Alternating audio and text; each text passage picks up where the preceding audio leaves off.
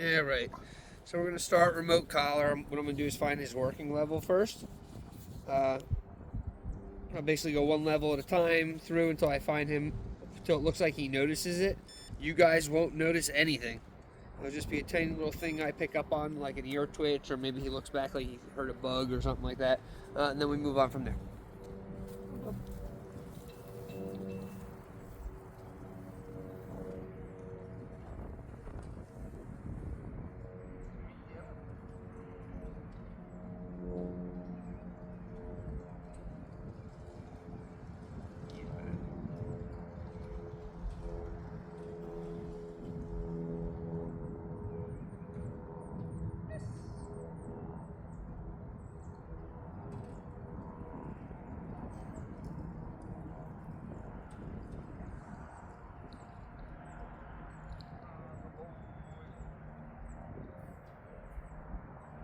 Yes.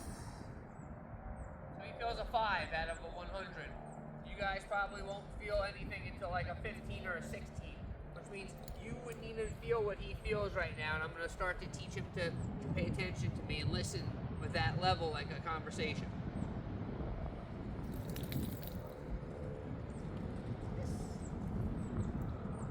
Every time you see me reward him, just understand that prior to that I was holding the button in, he responded to it in some way, and I released it, and then I marked it with yes, which told him he's getting food. So I'm classically conditioning the remote collar to mean you're getting a treat. Yes. Like right there. Does it look like your dog views this as punishment? No. Already, it's brand new. So if he ever starts to view it as punishment while you're using it, just understand it's your feeling of it projected onto it. And the analogy I give, I'm just going to give it in the video now, is your hand. You can use this hand to slap your child and cause trauma if it's coming from an angry place. You can use this hand to smack your teammate in the butt as a sign of congratulations or motivation or like great job. Or you can use this hand during sex as something like ecstasy. The only difference behind it is how you feel. That's how the thing that it happens to responds to it. So if I feel like this is a problem, it's a problem to my dog. My dog only ever mirrors the experiences of its life. Just like a human child or a human in general. Yes. Good job, Papa. Very good.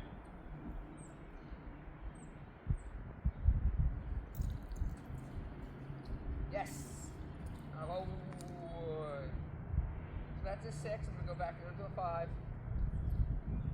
He notices a 6 a little bit more. I want to see if I can work him on a 5.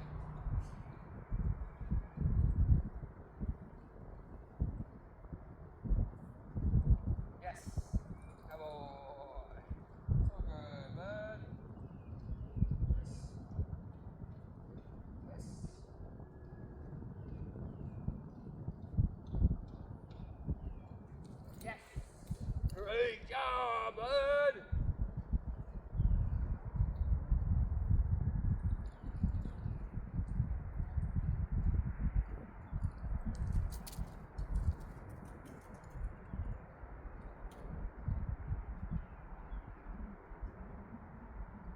Yes!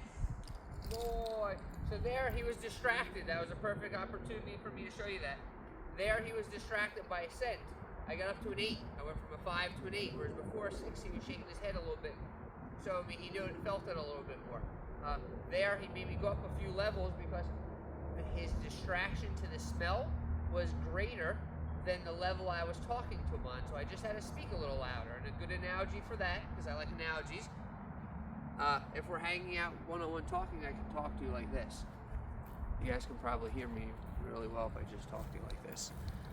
But if we were at Thanksgiving and the whole family was over and people are yelling and you're cooking, sometimes you just might not hear what I have to say, so I have to talk a little bit more like this. Or at the bar, I might even have to yell. Or a concert. The level is just how loud we talk in the moment of distraction. I'm in my head into the smell right here. I don't hear you. Oh, you called me? Oh, here, let me come to you. It's just us talking a little bit louder. It would be also equivalent to pulling the leash a little bit harder. So again, if you feel like it's punishment, he feels like it's punishment. He will have learned it as a language that we can talk to him, so things make sense. And if we talk consistently enough in the beginning, then the dog goes, oh, thank you for teaching me what I need to know. Let me do that for you.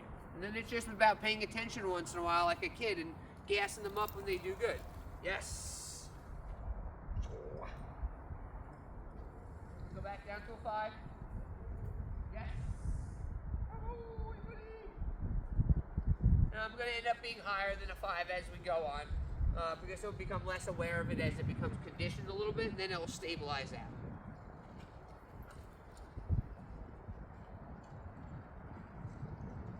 Yes! Come on, buddy! Good catch!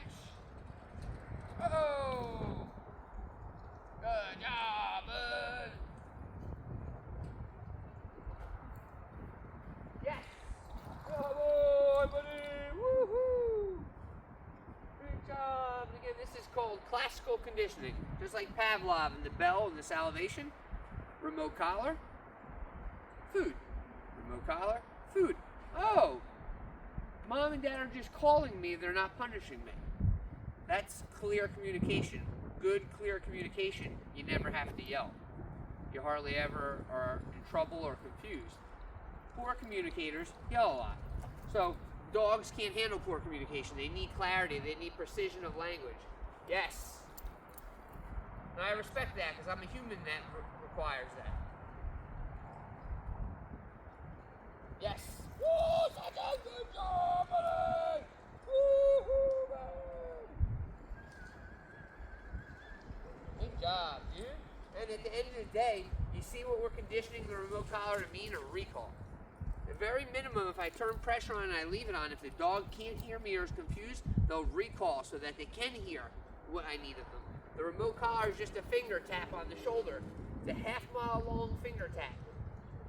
Yes.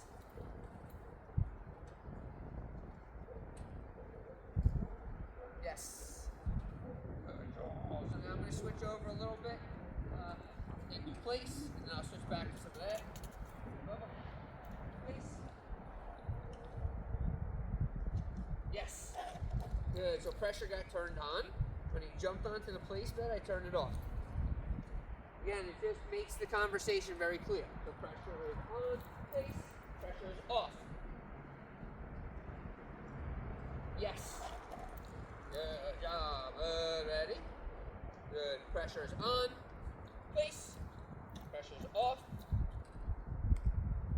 And he's listening to the other words I'm saying, so that's confusing a little bit, but I'm saying that so it's clear for you. Pressure on means I'm pushing the button to talk to him. Pressure off means I'm letting the button go to let him know he's correct. It's no different than helping him with the leash. When he gets there, the leash stops helping him. Yes. And again, it's why you can take something he has no idea what it means and help him understand what it means so that it's a language. The leash gives directional communication. The remote collar is tactile. It feels the same no matter what. It's a TENS unit that the chiropractor uses. It's just a one we can control. We can take something new like that, we can add value to it, and then we can use it to communicate. No. Place. Pressure on, place. Pressure off. Yes. Very good. Now I'm just going to go back to some recalls. So I'll walk away from that so it doesn't confuse him. He doesn't go, oh, wait a minute, didn't you just mean to tell me that when you use that? I'll go back over here further and I'll do recall so he can go, okay, well I can't get to that. So we must be doing this again. Break.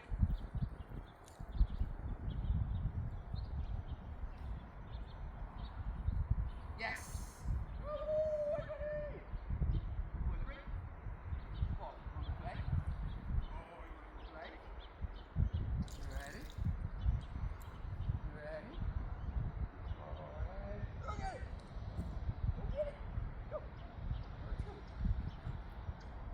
Rather have the food. So when I put my arm up, I'll be holding the button in. It means I'll be calling him. Yes. Woo, come on! I'm gonna lower it back to a 5, a 6 I don't need. So there's a little bit more of a response there. than where before an 8 didn't give a response.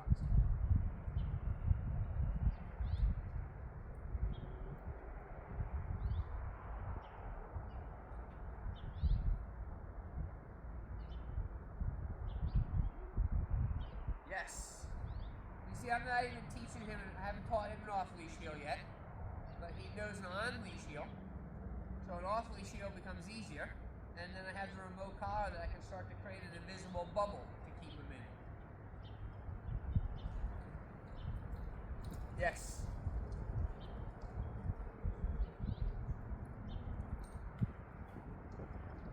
Yes.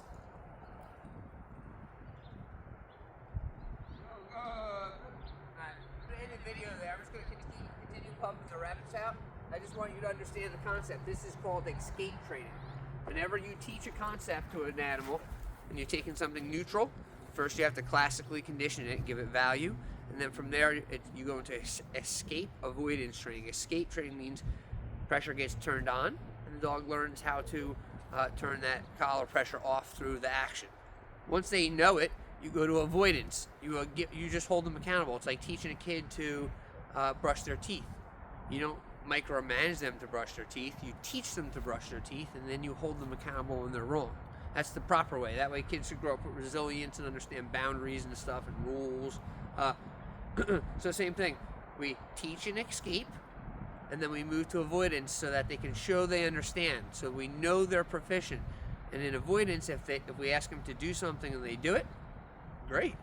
If we ask them to do something and they don't, we just follow through by asking them with remote collar pressure.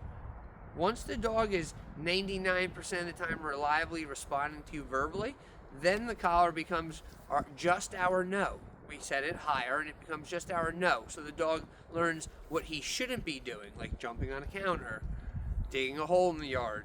Other than that, maybe he chases a squirrel one time and you need it. Other than that stuff, you almost are never going to use your collar. It's like your insurance card for your car. You just have it because. For the what ifs.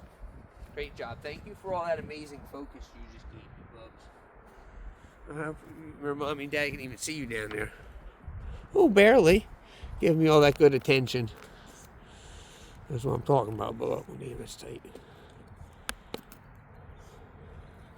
Thank you for being such a good boy.